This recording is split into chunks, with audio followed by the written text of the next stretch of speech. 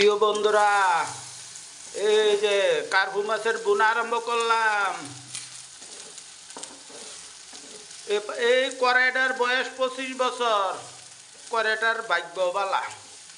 এই কড়াইটার ভিতরে তরকারি রান্না করলে, বোনা টুনা করলে অনেক স্বাদ হয়। অনেকে বলতে পারেন আপনি কড়াইটা কালো হয়েছে গা। আমি নিজে কালো করছি। কালো করে মধ্যে রান্না করলে খুব তরকারি ভালো হয়। কথা আছে না, জাতের মাইয়া কালো বালা, এমন আর কি। এই কড়াইটাতে রান্না করলে তরকারিটা সেই রকম স্বাদ হয়। 25 বছর হয়েছে কড়াইটা আমার হাতে। কি মনে করেন আপনারা? এবার দেখেন, আমার রান্না মোটামুটি শেষ হয়ে গেছে। এখন একটু হালকা ঝোল দিব, এই দিয়া মাছ দিয়া দিব,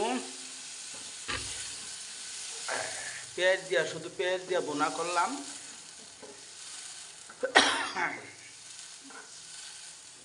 আপনার কাছে দেখে যদি ভালো লাগে তাইলে লাইক কমেন্ট করবেন, শেয়ার করবেন প্রিয় বন্ধুগণ।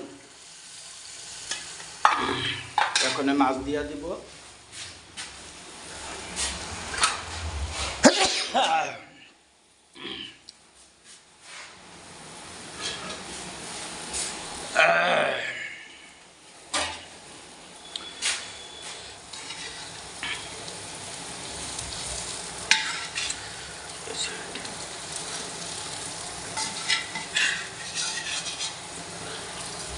বাস, এই যে দেখেন, অনেক একটু বলো খাইব, বোনা হইব।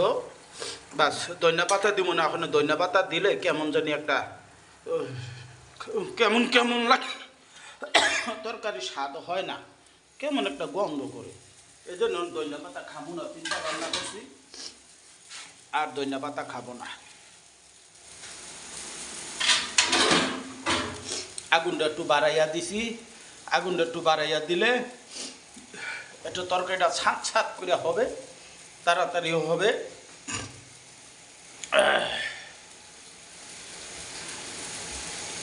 পুরুষ মানুষ রান্না করে খাই, বুঝেন না রে ভাই? কত কষ্ট করে জীবনযাপন কাটাই। আপনারা একটু দেখবেন, লাইক কমেন্ট করবেন, শেয়ার করবেন, ভাইরাল করে দিবেন, ঠেলা ঠোলা দিয়া। আপনারা খালি ধাক্কা দেন, ভিডিও ধাক্কা দেন। এত ধাক্কা দিলে হয়? এত ভিডিও ধাক্কা দেন ভালো? এত ভালো না, ধাক্কা ধাক্কি করবেন। ধাক্কা ধাক্কি ভালো না।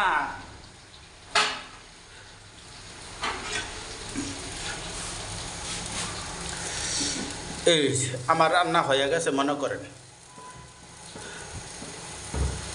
আবার বেশি সিদ্ধ যদি করি, ধরেন পেঁয়াজগুলা গইলা যাইব, তাই বেশি সিদ্ধ করা যাইব না।